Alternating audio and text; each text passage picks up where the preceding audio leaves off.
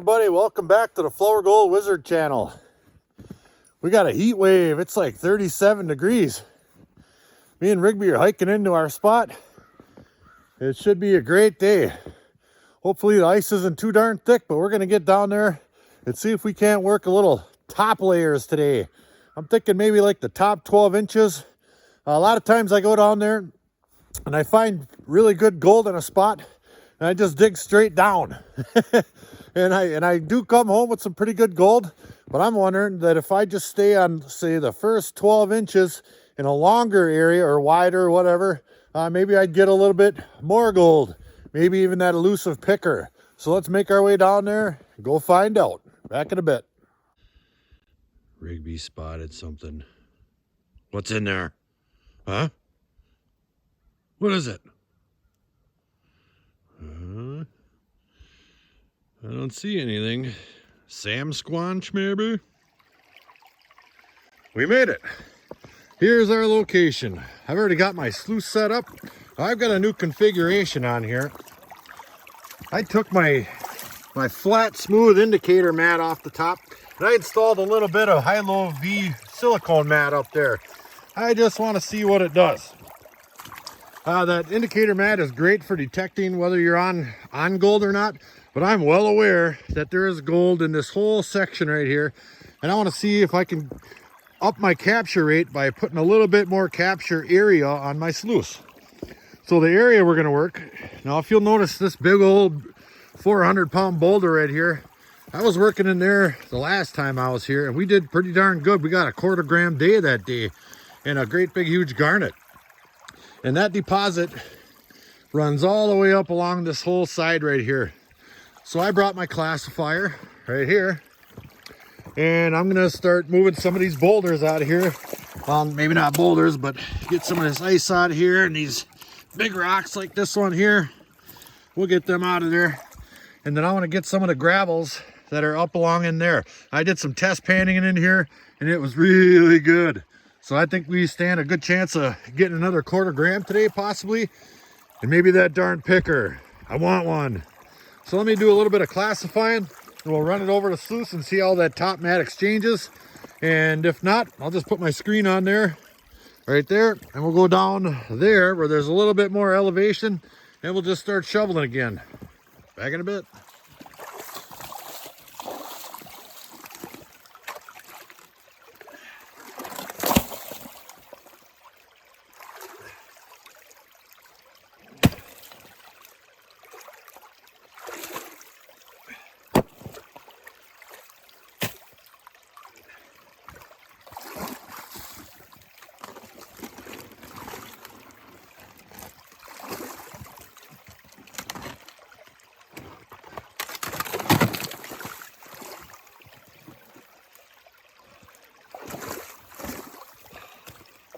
All my gold is trapped under ice.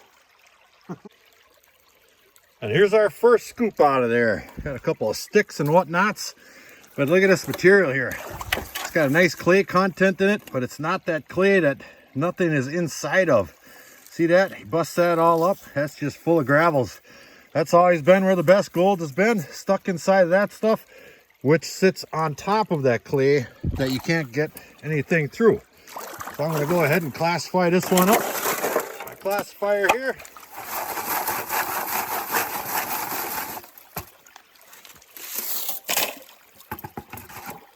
Now I got a buddy up in Canada, in Alberta, by the name of Chris Lilly. And I like to tease him with really cool rocks I find. Sometimes I mail them to him, sometimes I don't. I just give him a pitch. And I think I just found the Chris Lilly Rock of the Week. And here it is. I don't know what's going on with this here rock, but that baby has got voids and pockets, and it looks like little holes drilled in quartz all over it. Look at that one right there.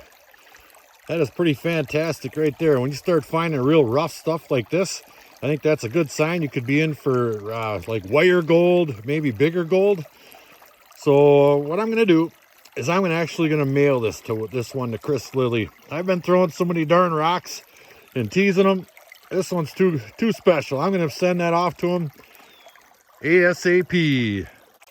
All right, we've got a a half a pail of material here. I don't want to get too much more than that because it's got a ton of clay in it. Lots and lots of clay.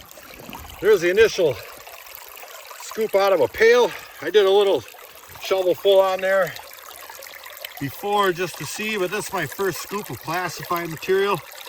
And it does look like it's, down here it's really exchanging quite well. Really well. I couldn't be happier with it down here, especially that VDR mat. You can run that stuff a little bit slower and extremely fast, and it still functions the way you want it to. And let me throw another one on there. Yeah, I would say it's dancing around in there. It's not turning black instantly or anything like that. But let's give it a half pail test and see what happens. Now, while I'm feeding that on there, I want to show you this big clump of clay I found right here. Now, I've been told that this stuff here is really desirable for like clay weavers or whatever, that they pay big money for this here clay. Well, I found a great big huge old chunk of it right here. I'll throw that off to the side. Maybe I'll throw it in my container today. I don't know. We'll see. But we're after the gold. So let me get a half pail on there, see what it looks like. And yes, it's important to test. And I'm going to go ahead and test the material that I'm running right now. Grab 3 scoops out of my pail. Throw one on the sluice. Just like such. We'll see what's in this stuff. There's a good spot. I'll go right over here where I was digging. Just like that. See all that clay in there? That's why you don't want to fill your pails up all the way. Because that stuff will turn into a great big huge block of clay the shape of your pail. And you won't like it. This stuff's pretty sandy once you get through the clay, and it makes it plenty good and easy. And let me do that once more and we'll see, check for black sand. And it does appear to be a decent amount of black sand in there. All right, let me get this down all the way. We'll see if there's any gold in it. Well, that's a little odd. There's only one little tiny dot of gold in those 3 scoops right there. And when I tested that stuff, I had up almost 30 pieces in a couple of those pans. So I'm wondering if I have to go down just a little bit deeper. Now, I only went 12 inches down, about 3 feet long, just like I kind of said I wanted to try. And that's not encouraging. But let me run the rest of this pail through there and we'll see what that looks like. And then we'll go down another foot, see if that helps. All right, our pail is empty. Let's see what's in a half a pail. That pan did not look promising at all. And the results. Now that is definitely not the worst for a half a 5-gallon pail. There's all kinds of flour in there. There are a couple of larger pieces as well. I don't know, I'm probably going to guess there's, I don't know, maybe 60 or 70 pieces in there. I'm not going to take the time to count them all, but it's definitely good material. Now what we're going to do, as you can see right there, the water cleared out now. I took that all down about 1 foot right there, about 3 feet long. Now I'm going to take the second foot and see what that looks like. Got it. All right, now here's that material down 2 feet. I just started shoveling. I got down there a good ways, and here's that, all that gravel sitting right on top of this stuff that you just don't find in that first foot. And there's no material mixed in with this stuff whatsoever, but the gravel is stuck to the top of it. So we just got to run some of this stuff through our pail, through our classifier, and over our sluice. Then we'll know. And a half pail from 2 feet deep. Action! I tell you, we do have fun around here. Let's run this baby through there and see if there's any difference. Ooh, I think I already see a big piece of gold right there. Look at that. Let's see if I can pan in on that. You better believe it. Look at that big old flake. Holy moly. I'm going to see if I can snuffer that one up quick. All right, come on, baby. Where are you? Oh, I got it. I got it. All right, let's continue. Downfall about having that capture mat up on top it just does not clean out.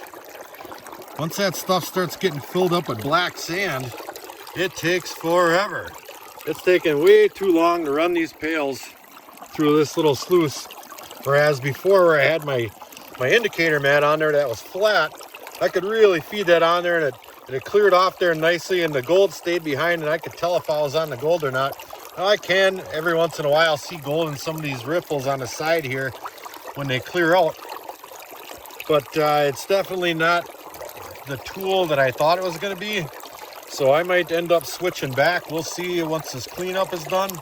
I do not see any gold down in any of these anywhere yet, but I have seen gold up in there. So let me get this done and we'll see what's going on with that.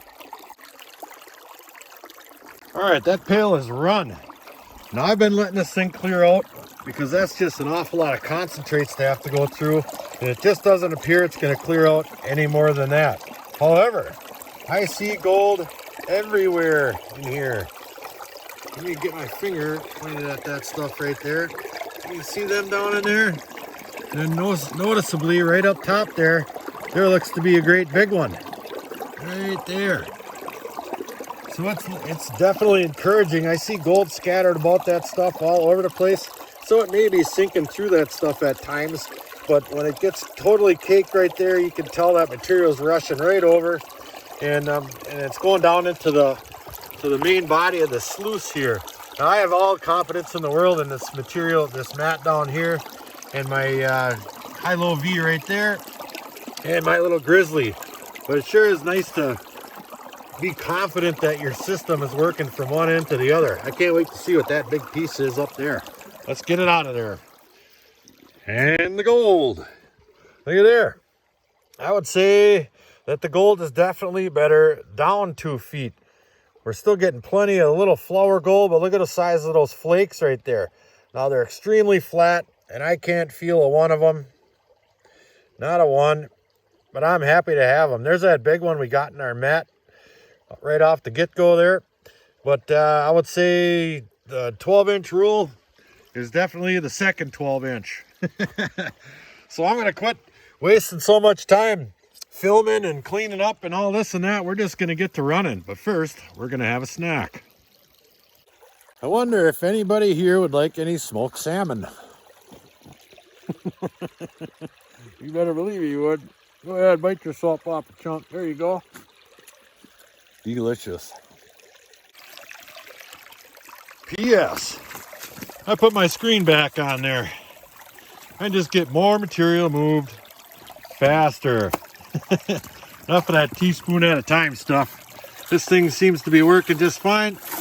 Brush some of the rocks off there. And I did peek under there a little bit, and it seems to be exchanging under there. And these take a little bit of time to turn black, but they're turning black. So we're going to get way more material moved this way. Let's do it.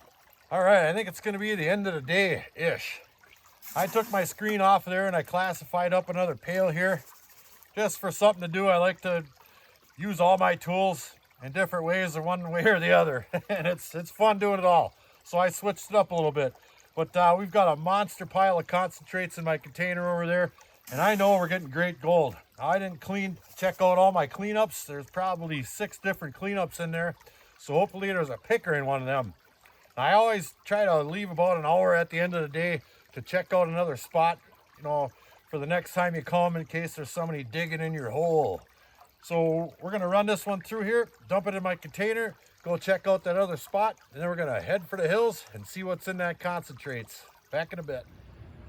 All right, we made it back. I've got all my stuff set up on the table here already. And that second spot we checked out on the way out of there turned out to be a bust. Oh well, it's just one less spot I got to go and check out. Now that's a pretty good pile of concentrates right there. Now that sluice only kicks out, I don't know, 3 or 4 tablespoons at a time. So we have plenty of cleanups in here. And we did see some larger gold, so hopefully we got something exciting in there. I think what I'm going to do is I'll strain it out with my kitchen type strainer device French fry cooker right here. And then I'll drop it down one more time through a 30 mesh. And then I'll put the largest material in here and we'll see what we get.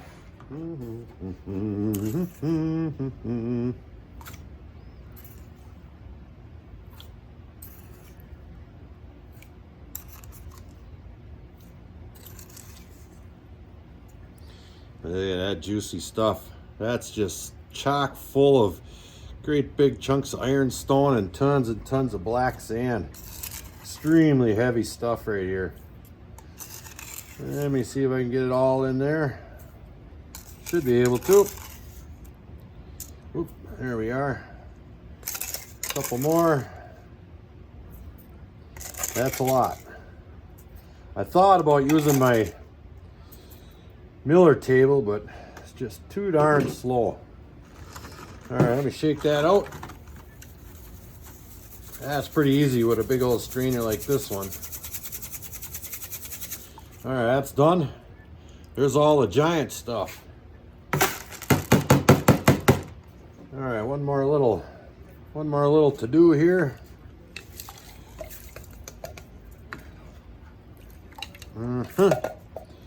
There you have it. All right, let's concentrate the rest of this stuff down and we'll begin. All right, here's all the larger than kitchen type strainer device French fry cooker. And there's no gold in it, but there are a number of large magnetic pieces. So we'll get rid of that and move to the next classification. Video update. Now, I was gonna run all my material over my cleanup sluice there, but I just realized I have nothing better to do, so I'm gonna do some panning. Now, I took my 30 mesh classifier here, and I put it into this pan, or that pan right there, and I shook it out, and I started panning out the 2 teaspoons or whatever this thing here is of material out. And on the very first one, look what I see right there. That is a big old flake of gold right there. I wonder if I can get that picked up. Can I feel it? I can feel it. Let me get that out of there. Come here, you. Get all that out of the way. Come here.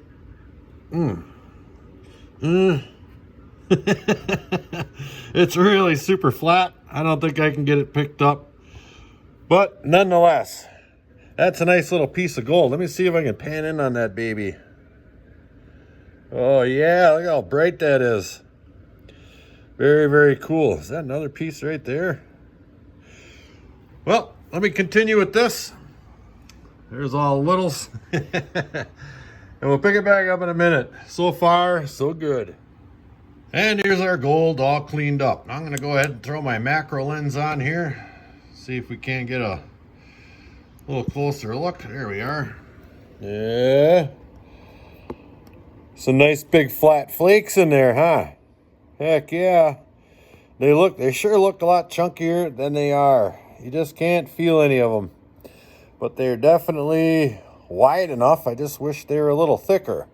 Look at that one there. Looks chunky and all. So does that one. Oh well, I think we still did well. I'm gonna try to dry this stuff up and give it away. Got it. All right, here's our gold. Turn our scale on right here. Come on, baby, get ready. There she goes. Gold's all dried up. We'll give it away. It looks pretty good to me. Whoops. And we've got 0.18. I'll take that all day long, but still, no pickers. Well, we found out a couple of things on this trip. One, don't mess with your system if it already works really well. I'm going to switch that indicator mat back over to flat. It just caught way too much material and I couldn't tell if I was shoveling gold on there or not. When it's flat, you put a scoop on there, you can see those little pieces of gold creeping down that mat and you know you're putting gold on there. Note to self. 2, I think the gold's a little bit deeper than that first foot. You know, it might be down 8 inches in between that 8-inch layer and then down to say 2 feet or so. And then it probably slacks off a little bit down below that. But the pieces definitely got bigger and we got more of them. I'm happy with the gold we got today. 3, always check your fridge. Oh my God. Hey, we really appreciate you guys coming along today. Me and Rigby had a blast liberating all that gold that was trapped under the ice. Thank you again. So until the next episode, like, share, subscribe. It only takes one finger. Hit the button. And please do leave a comment. It helps build our channel. Flourgoldwizards, out. Man, I gotta get to the gas station.